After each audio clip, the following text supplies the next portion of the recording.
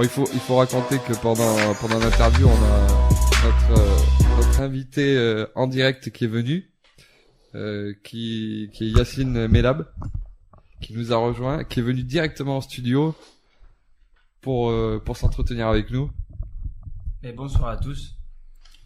Je crois qu'il faut que tu parles. Prends-le directement, Yacine, je pense que tu seras plus à l'aise. Bon, mais bonsoir à tous les auditeurs du Skypark podcast. Donc Yacine Melab, qu'on a invité parce que bon, c'est quelqu'un de connu et reconnu dans la Gironde. Yacine qui a fait ses premiers pas d'arbitre à Senon et qui aujourd'hui est en Pro B. Je pense que c'est l'un des arbitres les mieux classés, si on peut dire, de tous les arbitres qu'on a côtoyés dans la région. Et donc Yacine, on souhaitait vraiment te recevoir dès qu'on a décidé de lancer le podcast. Tu as été l'un des premiers qu'on a couché sur le papier parce que tout simplement, je pense que tu as un parcours qui est atypique et que je pense que ça va être très intéressant pour les gens d'apprendre par où tu es passé et où tu en es arrivé. Donc dans un premier temps, la première question que je voulais te poser, c'est quand est-ce que tu as mis tes pieds pour la première fois dans un gymnase? Parce que j'imagine que c'était en tant que joueur. Et ensuite, on en arrivera au point où tu nous diras quand est-ce que tu as décidé de passer du côté de l'arbitrage. Et on développera là-dessus. Mais tu peux nous dire déjà comment tu as commencé le jeu, le basket? Bah moi maintenant ça fait 25 ans que je dois jouer au basket. Et le basket, on est tous tombés dedans, cette génération... on est tous tombés dedans, la génération Jordan, JO de Barcelone, qui a confirmé notre sport. J'ai joué tout d'abord à Florac, alors vraiment avec une bande de potes. Après, j'ai arpenté un peu toute la rive droite, parce que j'ai joué à Florac, Artigues et Senon. Après, j'ai entraîné aussi à Tresse et je me suis pas mal entraîné avec eux. Et le basket, on est tous pris de la passion de la même façon. Après, l'arbitrage, c'est un peu particulier parce que ça fait aussi plus de 20 ans que j'arbitre. Attends, nous parle pas de l'arbitrage tout de suite. Parle-nous de toi en tant que joueur. Parce que ça, il y a très peu de gens qui connaissent Yacine en tant que joueur. Bon, moi, j'ai côtoyé Yacine. Moi, j'ai joué contre Yacine. C'était plutôt un bon joueur, d'ailleurs. C'est un bon joueur, c'est vrai. Et donc, parle-nous de toi en tant que joueur parce que, si tu veux, tu étais un bon joueur qui aurait pu sûrement jouer plus haut. Et on veut savoir effectivement ce qui s'est passé en tant que joueur pour mieux comprendre comment tu as basculé en tant qu'arbitre. Donc, ton parcours, ça a été quoi? Tu as joué à Senon? Ouais, j'ai commencé à Florac. J'ai commencé à Florac, en fait, à jouer au basket, en fait, dans mon quartier avec mes potes. On jouait dehors sur les playgrounds, un peu comme tout le monde. Ouais, j'avais 11, 12 ans. D'accord. Je faisais du judo, moi, donc, avant. J'avais fait 6 ans de judo, j'étais à la ceinture bleue. J'avais un entraîneur de judo qui me courait après quand je commençais à être mordu de basket. Et j'avais de très bonnes qualités en fait en tant que judoka, puisque dans les compétitions je performais, on va dire. Mais après voilà, la passion du basket, on a été mordu très rapidement à s'entraîner tous les jours. On s'entraînait déjà avec les minimes, les cadets. Dès que le gymnase était ouvert, on shootait sur le côté s'il fallait. Et cette passion du basket, elle m'a jamais lâché. Je me trouvais à Senon parce qu'à un moment donné, il fallait jouer à un certain niveau, donc j'ai repris avec des potes. Après, je suis revenu à Florac. J'avais joué à Artigues aussi en cadet où j'ai découvert l'emblématique Nordine qui en fait a reconstitué une super équipe à Senon. Et après, il y a eu l'épopée Senon où on a pris l'équipe, on était au plus bas niveau et puis on est arrivé jusqu'en promotion région et avec une saison où on regrette, on a loupé en fait la montée d'un point. Suite à des comportements de joueurs. Je pense qu'on avait une vraie équipe, on avait une équipe très complète avec des joueurs de qualité, athlétiques. Moi, j'ai toujours évolué au poste de meneur, j'ai été décalé en 2 avec un gros shoot à 3 points. Après, dire que j'étais un gros joueur, non, je pense pas du tout. J'aurais certainement pu jouer à un 3, mais certainement pas plus haut. Puis surtout avec le basket que je côtoie depuis 7 ans maintenant, on peut pas dire qu'autour de la table on était des grands joueurs. Par contre, on est des passionnés et moi le basket ça a toujours été une passion. J'ai vu le basket sous différents prismes et franchement j'aime le basket sur toutes ses facettes, que ce soit à la télé, que ce soit avec le sifflet, que ce soit avec le ballon, que ce soit en playground. J'ai coaché, j'ai un brevet d'état d'entraîneur.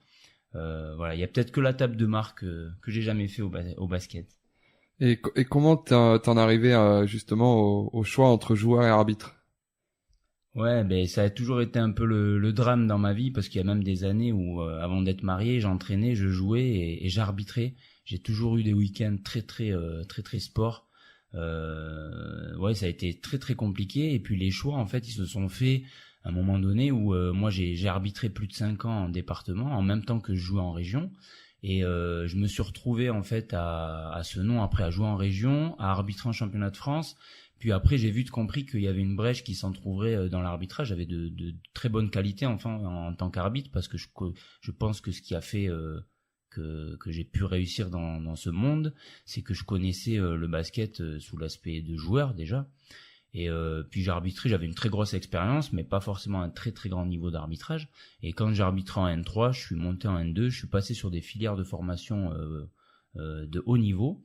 Et en fait, le résultat de 3 ans de travail ont fait que j'ai délaissé un peu le basket au niveau régional. Et je me suis dit, pourquoi pas tenter cette filière. Je pensais pas du tout y arriver. Je me suis dit, allez, au meilleur des cas, j'arbitrerai en N2, en National 1 peut-être. Et puis après, ça a été très vite sur certains stages. Avant de revenir sur toi, Yacine, est-ce que tu penses, juste une question rapide comme ça, est-ce que tu penses que pour être un bon arbitre, il faut avoir un passé en tant que joueur ? Oui, bien sûr. Je pense que pour être un bon arbitre, je pense qu'il faut avoir joué. Après, il y a certains exemples qui démontrent que on peut devenir un très grand arbitre même qui peut faire les Jeux Olympiques. Mais il y a certains exemples en fait de mecs qui ont jamais joué. Après, c'était des mordus certainement du règlement, puis c'était des acharnés de vidéo. Donc je pense que si on est très intelligent et qu'on peut compléter les lacunes de jeu. Mais après, voilà, je pense que tous les joueurs me contrediront pas. Pour savoir si un joueur flop, par exemple, donc le flopping, c'est l'exagération, je pense qu'il faut avoir côtoyé un peu le terrain et la balle orange pour savoir si le joueur, en fait, il a vraiment reçu une charge ou est-ce qu'il en rajoute. Et ça, je pense que même les bons arbitres qui ont jamais joué, en fait, au final, on s'aperçoit que sur ce genre d'aspect sur l'arbitrage, ils sont pas forcément bons sur ce genre de choses. Tu vas d'ailleurs revenir là-dessus sur la règle du flopping tout à l'heure, parce qu'on va détailler les nouvelles règles qui vont être qui sont mises en vigueur cette année. Jordan, t'as une question ? Oui, je voulais savoir, en fait, du coup, t'es devenu arbitre de Pro B. Tu dis que c'est parce que t'as bien travaillé et tout. Est-ce que c'est aussi un concours de circonstances parce que t'as rencontré les bonnes personnes, ou est-ce que n'importe qui, par exemple, un jeune aujourd'hui qui veut se mettre à l'arbitrage, est-ce que s'il travaille bien, s'il est passionné et s'il bosse, est-ce qu'il peut arriver un jour à arbitrer au haut niveau comme toi ? Oui, je pense que l'arbitrage c'est quelque chose d'assez compliqué en fait, parce que même si on est en haut niveau, on n'est pas professionnel dans l'arbitrage, on reste en fait dans les statuts des arbitres amateurs, même s'il y a après des primes de match conséquentes, des gros voyages, des gros déplacements. C'est une vie un peu de fou qu'on apprécie, mais après je pense que oui, avec beaucoup de travail, je pense que tout le monde peut réussir. Après, est-ce que j'étais au bon endroit au bon moment ? Je pense que oui. Si on posait même la question à Zinedine Zidane, il dirait la même chose. Je pense que pour réussir, il y a toujours cette part forcément de chance. Mais après, sans travail, c'est pas possible, c'est quasiment impossible. Il y a personne qui peut réussir. C'est pas quelque chose d'inné, ça c'est sûr. Après, bon, il y a certaines personnes qui ont le truc et d'autres qui l'ont pas. On sait tous qu'autour d'un terrain, à chaque fois qu'on propose le sifflet à des joueurs, il y en a qui se sentent de le faire naturellement, qui ont peut-être cette autorité naturelle. Après, tout le monde, je pense que tout le monde n'est pas fait pour ça, parce que moi, j'ai des potes.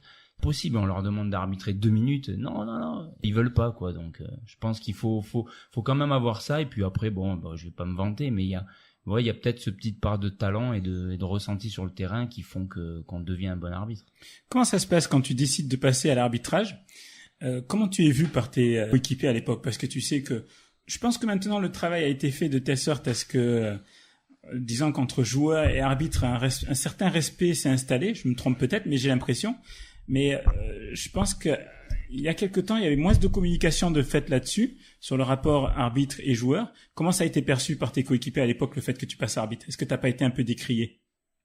Non, franchement, je pense pas, parce que la bande de potes avec qui j'ai toujours joué, et puis en plus t'en fais partie, puisque tu nous as rejoint à Senon sur des très belles années. Non, moi ils m'ont toujours connu en fait avec les deux facettes. Donc j'ai toujours été arbitre et joueur, et ils le savent. Bon, j'ai d'abord été joueur, et évidemment j'ai commencé à arbitrer, j'avais 16 ans, mais j'arbitrais en bas niveau. Et en fait oui, c'était assez marrant, parce que moi je me souviens très souvent de me prendre la tête avec des joueurs qui tout le temps vont dénigrer l'arbitre, que ce soit sur le terrain ou sous la douche. Et il y a des phrases que je me rappellerai toujours, parce que quand on perd de 20 points et puis qu'on a des collègues qui disent ouais ton collègue arbitre, parce que forcément c'est une confrérie, les arbitres on se connaît tous, et souvent je chargeais pour la secte entière des arbitres, et c'était, mais après bon, quand on perdait de 20 points, moi j'ai une phrase souvent, je dis quand tu prends 20 points dans la gueule, c'est pas l'arbitre qui te les a mis, et puis voilà. Et puis bon, je pense que même si l'arbitre fait certainement des erreurs, hein, au final je pense qu'elles sont partagées ou pas. Mais quand on est moi j'ai souvent dit à des joueurs comme Hassan par exemple, qui lui pouvait faire un 1 sur 10 à 3 points dans le match, et puis c'était la faute de l'arbitre s'il perdait. Donc à un moment donné, ouais, il y a eu des débats houleux des fois sur les entraînements. Et moi j'incrimine rarement l'arbitre, parce que l'arbitre, s'il te fait perdre, c'est qu'il te fait perdre au buzzer et qu'il prend la mauvaise décision. Mais tout le long d'un match, si t'es plus fort au basket, on est quand même un sport où quand il y a une équipe de Pro B joue contre une équipe de N2, bah le score on le connaît, hein, c'est l'équipe la meilleure, elle gagne très très souvent au basket, c'est pas du foot. Ouais, c'est vrai que dans le basket le niveau est respecté en général à la fin du match. C'est un sport très physique et très athlétique aussi. Un joueur qui a pas de qualité athlétique sur le haut niveau, il s'en sortira très rarement. Moi je voulais te demander, du coup tu nous disais que c'était un peu une vie de ouf être arbitre, parce qu'en fait t'es arbitre mais t'as aussi un travail à côté.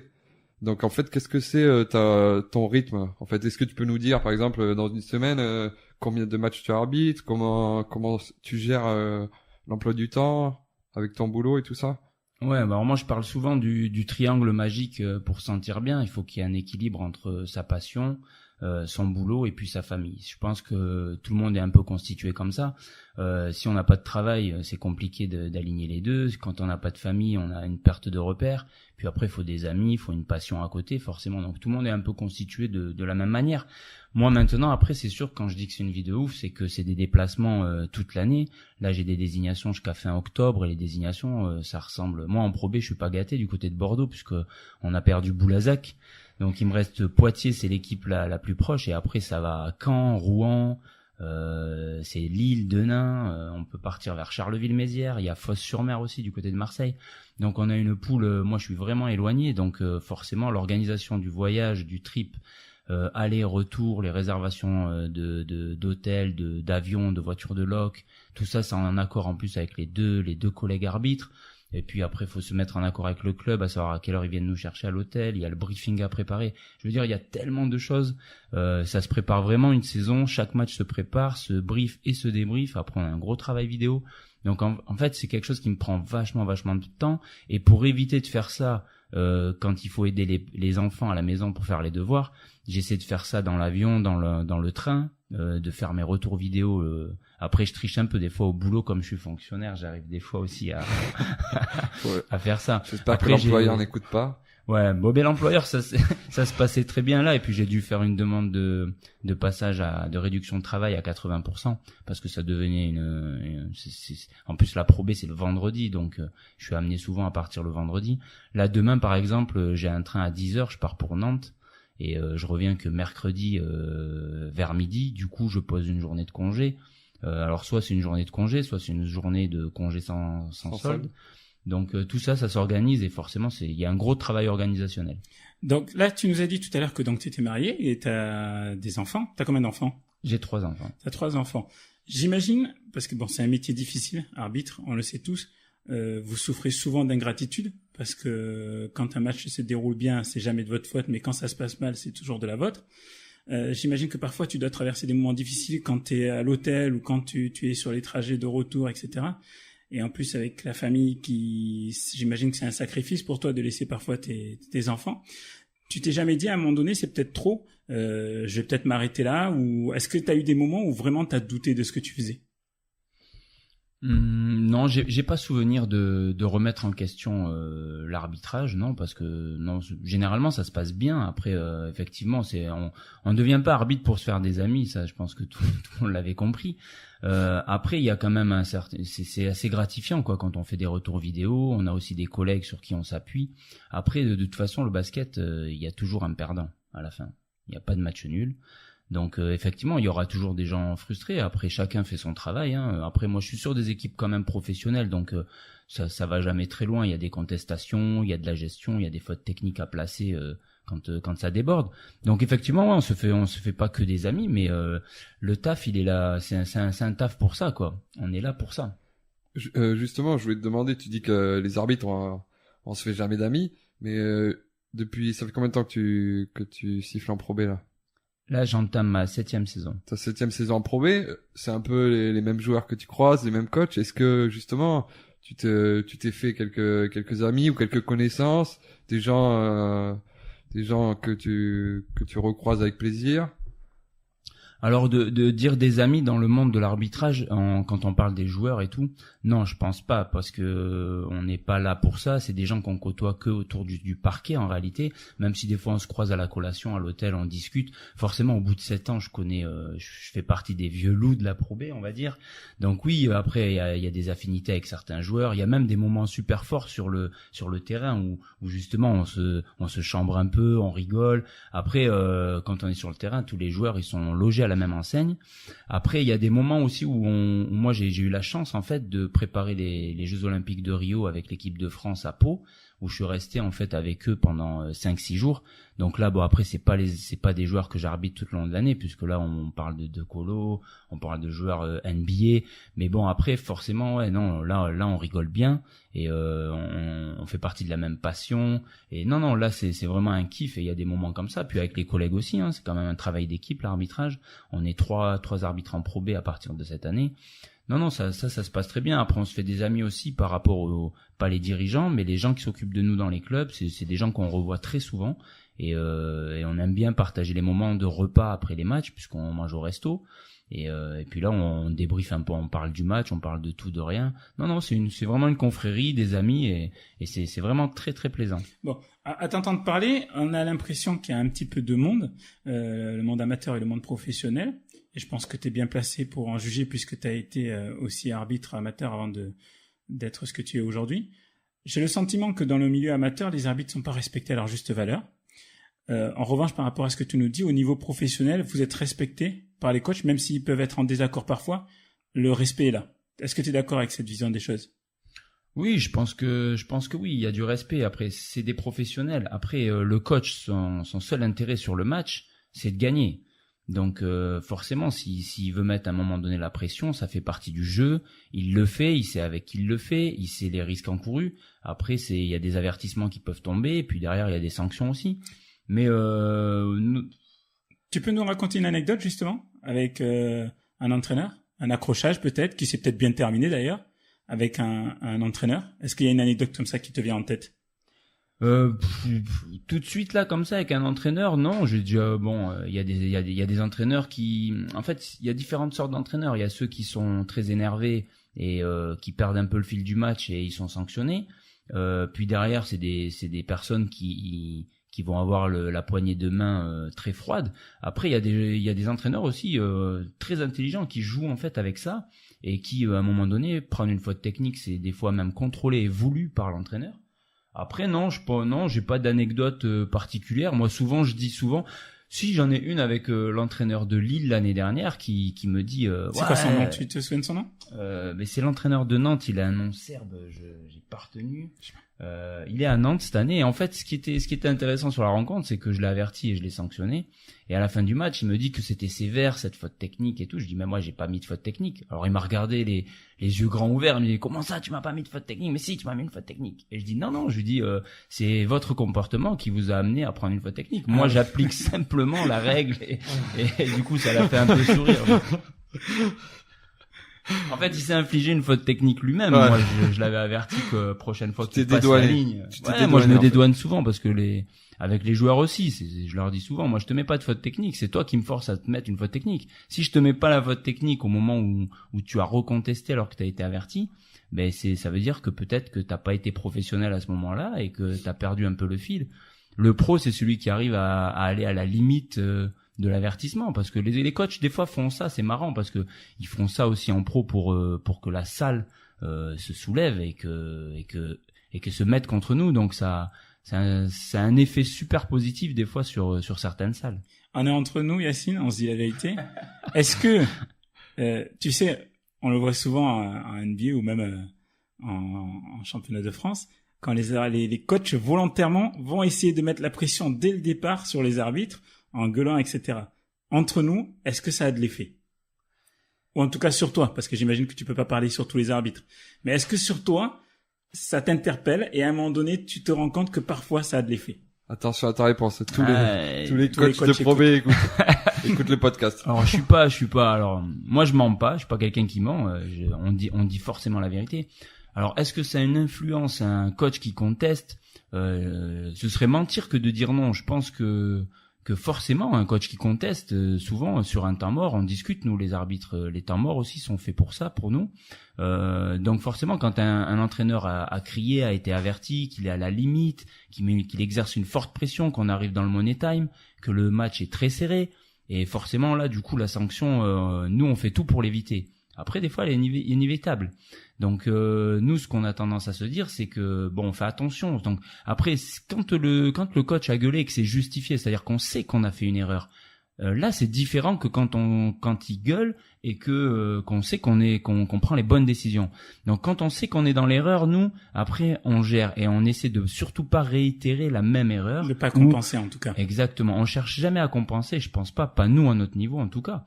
Après, est-ce que ça a un effet dans l'inconscient? Je pense que oui. Franchement, je pense que oui. Après, un coach qui va dire attention, le 15 en face, il fait que camper dans la raquette. Donc forcément, notre œil va être attiré par ce qu'il vient de dire. Donc après, c'est aux entraîneurs aussi de savoir nous faire passer les messages sans être sanctionnés, sans nous manquer de respect évidemment. Et après, souvent, moi je réponds aux entraîneurs, ok, je vais regarder, il y a pas de souci. Après, quand il y a les formes, ben nous on écoute le fond. Quand après la forme, elle est pas du tout adaptée. Nous, après, on est obligé de recadrer. Et du coup, on n'est pas à l'écoute de ce que le joueur ou le coach veut nous dire. Donc ça, c'est un petit message aussi à tous les joueurs. Et regardez Tony Parker. Quand il s'approche d'un arbitre, il se baisse, il tient son short dans les mains, il se met un peu recourbé et puis il parle doucement et il fait passer un message à l'arbitre. Et l'arbitre, souvent, il écoute. Et puis l'action d'après, souvent, Tipeee, il prend un petit contact, il accroche un peu le bras du défenseur et puis souvent, le défenseur, il prend une faute. Que ce soit en NBA ou que ce soit avec l'équipe de France. Donc il y a un jeu qui s'instaure. Oui. Moi, j'avais une petite question. Tu dis que ça fait 7 ans que tu siffles en Pro B. Moi, je me demande pourquoi pas essayer de siffler en Pro A. Déjà, je sais pas trop comment ça se passe. Comment tu peux monter en Pro A? Parce que tu vois, au basket, c'est quand tu gagnes la saison, tu montes en Pro A. Les arbitres, comment ça se passe pour monter à l'échelon supérieur? Ouais, c'est vrai que c'est assez méconnu en fait ce qui se passe dans la tambouille arbitre. Et ben en fait, on est des sportifs de haut niveau nous aussi, et nous on a notre championnat. Donc même si c'est des collègues tout le long de l'année, mine de rien, ben nous on est là pour être meilleurs qu'eux. Et après il y a un classement qui se fait, et on est 50 arbitres LNB à ce jour. Non, 60 parce qu'on passe à 3 en Pro B. Et sur les 60 arbitres de Pro A Pro B, ben il y a un challenge, il y a des notes, il y a des évaluations. Moi, l'an dernier, j'ai été vu sur 10 matchs, sur les 40 matchs que j'ai officiés, donc on est quand même souvent observé. Donc il y a un observateur qui se met dans les tribunes, ou ça peut être aussi un commissaire qui est à la table de marque, donc qui fait une évaluation, qui fait un retour après le match.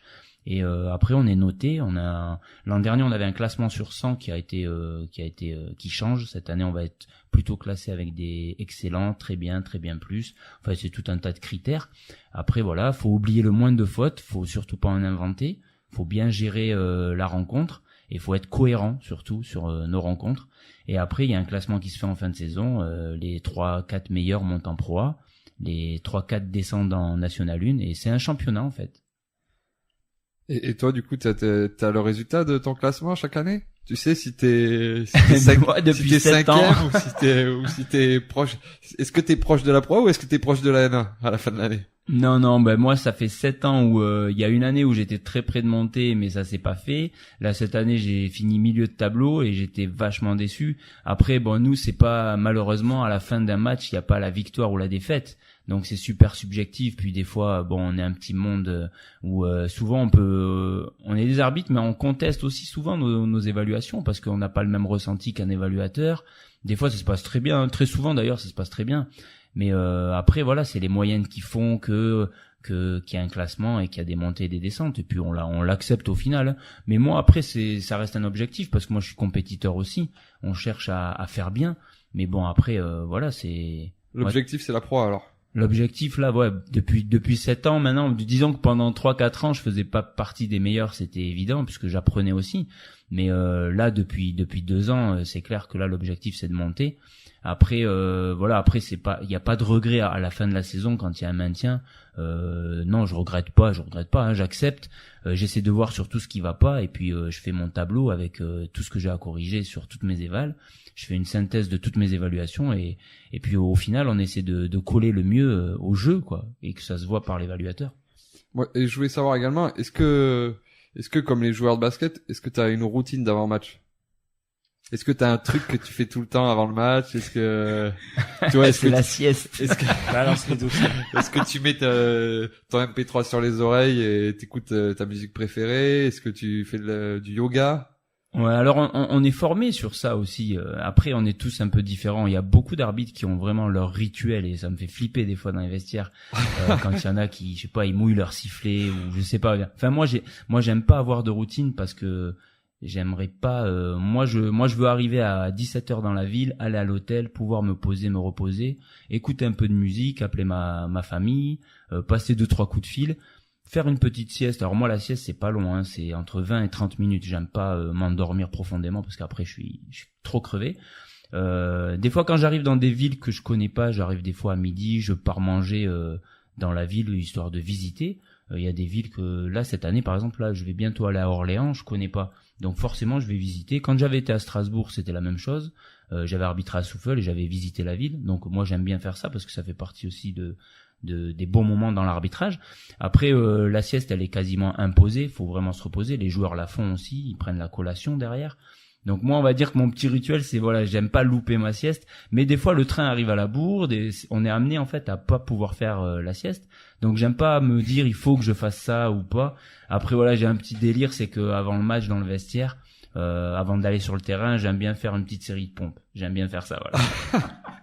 T'as parlé tout à l'heure du classement d'arbitrage, etc. T'as parlé aussi de subjectivité à ce niveau-là.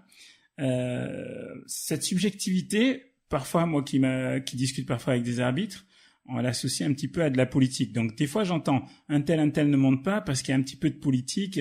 Bon, on va dire que c'est de la subjectivité. Qu'est-ce qu'il faut selon toi pour être considéré comme un bon arbitre? Il y a par exemple l'arbitre Viator, Eddie Viator, c'est ça? Ouais, c'est ça. Qui est considéré, je pense, par tous comme le meilleur arbitre. Qu'est-ce qu'il a qui fait que voilà, est-ce que je me trompe? Il est considéré comme le meilleur arbitre? Oui, bien Voilà. sûr, bien sûr. Qu'est-ce qui fait que lui, il est considéré comme le meilleur arbitre? Qu'est-ce qu'il a que les autres ont pas ou ont moins? Alors Eddie, bah ouais, c'est une référence, Après, on a tous un peu c'est comme les joueurs, il y en a ils préfèrent LeBron et d'autres ils préfèrent Curry. Donc nous après on a notre façon de faire. Eddie il a une façon qui fait que déjà c'est un grand black. Voilà. Il est assez balèze, donc il joue pas mal de ça. Donc il a ce qu'on appelle le body language, c'est-à-dire qu'il arrive à faire passer des messages sans parler. Après, il y a beaucoup de joueurs qui se méfient parce que bon aussi il a le bagage qui est derrière. C'est un arbitre qui a officié la finale féminine au JO, donc c'est quelqu'un de super référencé. C'est un arbitre d'Euroleague. Alors il fait plus d'Euroleague parce qu'il est salarié de la Fédé. Et en fait, la Fédé, elle s'est rangée côté FIBA dans le conflit qui oppose les deux trucs. Tu pourras faire même une émission par rapport à ça. On le fera, oui. Et donc du coup lui il a pas, comme il est salarié de la Fédé, il forme aussi les arbitres. Il a pas pu officier en Euroleague. Après c'est pas qu'il a pas le niveau, hein, parce que je pense que c'est une très grosse référence. Après il a des atouts que certains arbitres aiment bien, d'autres moins. Il y en a d'autres qui sont plutôt sur la psychologie d'arbitrage. Chacun a ses armes, et je pense que moi j'aime pas copier quoi. Moi je dis souvent quand je forme des arbitres à tous les levels, j'aime bien dire arbitrez comme vous êtes, utilisez vos façons de faire et n'essayez pas d'imiter, parce que souvent quand on imite, on fait une très mauvaise imitation et ça passe pas. Après voilà, lui, ça reste un arbitre qui a été en proie très longtemps, qui a une expérience incroyable et qui a un très très bon discours, c'est une très très bonne personne et c'est quelqu'un de très intelligent, et je pense que les qualités en tant qu'arbitre, elles sont là. Le bon arbitre, c'est celui qui va vraiment faciliter le jeu, quitte à mettre de temps en temps la règle de côté. Parce qu'on parle beaucoup l'arbitre et la règle, mais nous à notre niveau, des fois l'arbitre c'est celui qui va savoir contourner un peu la règle et qui va se rapprocher en fait du sens du jeu quoi. D'accord. Quand je vois Eddie Viator, et puis ça marche aussi au niveau amateur, hein, je trouve, certains arbitres parfois abusent du sourire. Et j'ai l'impression que ça marche. Je vois parfois Viator, même si effectivement il peut parfois être très, très autoritaire, je le vois sourire parfois. Est-ce que lors de vos formations arbitres, on vous demande parfois d'utiliser ça, entre guillemets, de sourire pour apaiser? Est-ce que c'est quelque chose qui est inclus dans votre formation ou pas du tout? Ou est-ce que c'est chacun choisit quoi? Bah disons que après on chasse le naturel, il revient au galop. Après je pense que quand on sourit sur un match, déjà c'est qu'on est à l'aise. Donc effectivement, des fois moi je vais voir aussi, j'évalue des arbitres en région, en championnat de France, et après un arbitre qui est pas à l'aise, c'est très difficile pour lui de sourire. Donc Eddy en Pro A, il a beau être filmé, il a beau avoir le micro SFR sur lui, ou même à l'époque de Canal, tous ces échanges, il sait très bien qu'ils sont écoutés par tous les spectateurs. Donc forcément, lui, il a tellement fait ce genre de match télévisé qu'il est vraiment à l'aise. Donc c'est vrai que la fédération, quand elle fait des désignations sur des matchs télévisés, elle fait très attention parce que le crew chief, c'est-à-dire le premier arbitre sur un match télévisé, il est doté du micro, tout ce qu'il dit, on l'entend. Donc forcément, faut pas qu'il tutoie les coachs puisque la règle c'est de vous voyer. Et en fait, il fait vraiment attention à tout quoi. Et un match télévisé, c'est toujours une pression de plus qu'on peut rajouter à un arbitre, et je pense que ce genre d'arbitre est largement capable de gérer cette pression, d'autres beaucoup moins, donc il y a aussi des jeunes arbitres qui arrivent à ce niveau-là. Je te près du micro. Ouais. Oh. Du coup bon, Eddy, j'ai arbitré un match avec Eddy Viator, j'en ai fait qu'un, et c'était à Rouen. Et c'était un match de Pro B, et mais il est arrivé du coup avec tout ce qu'il dégage. Déjà rien que quand on discute avec lui, on voit tout de suite que c'est quelqu'un qui en impose. Donc il a déjà cette grosse qualité. Et après je me suis dit je vais arbitrer avec lui, donc forcément il va falloir être bon. Et je me disais que les contestations en fait allaient peut-être certainement se diriger vers moi en tant que deuxième arbitre sur cette rencontre. Et en fait il a aseptisé la rencontre, c'est-à-dire que sur ce match il n'y a pas eu une seule contestation du match. Et je crois que c'est le seul match sur les, je sais pas, j'ai presque fait 200 matchs en Pro B. Je crois que c'est la seule fois où les coachs ont dû passer le message aux joueurs, j'en sais rien, ou est-ce que c'est naturel? Et en fait, il n'y a pas eu une contestation du match. Il y a juste un coach qui a levé le doigt à un moment donné pour lui parler. Et je pense comme à l'école. Ouais, je pense qu'il s'était trompé en plus, c'était énorme. Et il est parti le voir et il lui a tout simplement dit, ouais coach, je pense que on a pu se tromper là. Et le coach il a dit ok, pas de problème. Et c'était énorme. Alors après en Pro B on est aussi équipé du PTS et aussi du micro. Qu'est-ce que c'est le PTS? Alors le PTS c'est le Precision Time System, c'est le petit boîtier qu'on a dans le dos en Pro A Pro B qui permet en fait on a un petit boîtier avec un micro sous le sifflet qui fait que quand on siffle, ça arrête le chrono.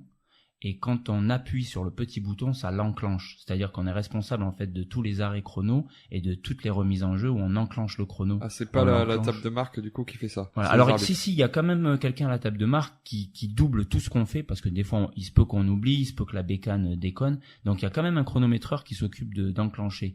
Et par contre, selon les études de Baudet, avoir un PTS, ça rajoute 1 minute de jeu de temps effectif. Parce qu'à chaque fois qu'on siffle, en fait, la personne qui est au chrono, elle met tout le temps une demi-seconde pour appuyer et puis elle enclenche souvent une demi-seconde après. Et sur les 80 arrêts de jeu qu'on va avoir au basket, ça représente à peu près 1 minute de jeu effectif. Et je voulais savoir, du coup, vu que t'es arbitre, que tu regardes les arbitres, quand tu regardes un match de basket à la télé par exemple, du coup, est-ce que t'as le défaut des arbitres? Est-ce que du coup tu regardes pratiquement que les arbitres, leur façon d'arbitrer plus que les joueurs, la façon de jouer? Et en fait, je fais tellement de vidéos, je regarde tellement, je fais tous mes matchs et quand je fais ma vidéo de match dans le train au retour, ça me prend facilement 2 heures. Je regarde beaucoup SFR, du coup le championnat Pro A Pro B, et je suis obligé de regarder les arbitres, évidemment. Après, je kiffe le basket. C'est comme ça que t'apprends en fait. On apprend beaucoup, puis ça nous permet en plus d'envoyer des textos aux collègues, leur dire ouais qu'est-ce qui s'est passé à tel carton, pourquoi vous avez géré comme ça. Nous on voit beaucoup, on peut voir beaucoup d'erreurs de précision. Ouais, collègues de la secte, on échange beaucoup, que ce soit sur Facebook entre nous. Alors jamais de façon publiques, hein, parce que vous savez bien que Facebook pour un arbitre à ce niveau, il y en a certains c'est très compliqué. Donc du coup, non, je regarde. Alors quand je regarde la NBA, c'est là que je regarde le beau jeu, parce que du coup, les arbitres, ils ont une autre façon de faire, ils ont un autre règlement et ils ont une autre mécanique à 3 où ils se déplacent pas vraiment comme sur le basket FIBA, le basket international. Alors du coup, quand je regarde la NBA, surtout les phases finales, parce que la saison régulière, ça m'embête un peu. Ben là, franchement, ouais, là, je regarde vraiment le basket. Ok. On pourrait te poser encore beaucoup de questions, Yacine. Mais tu dois, si tu es toujours d'accord, nous expliquer les nouvelles règles qui sont mises en vigueur cette année.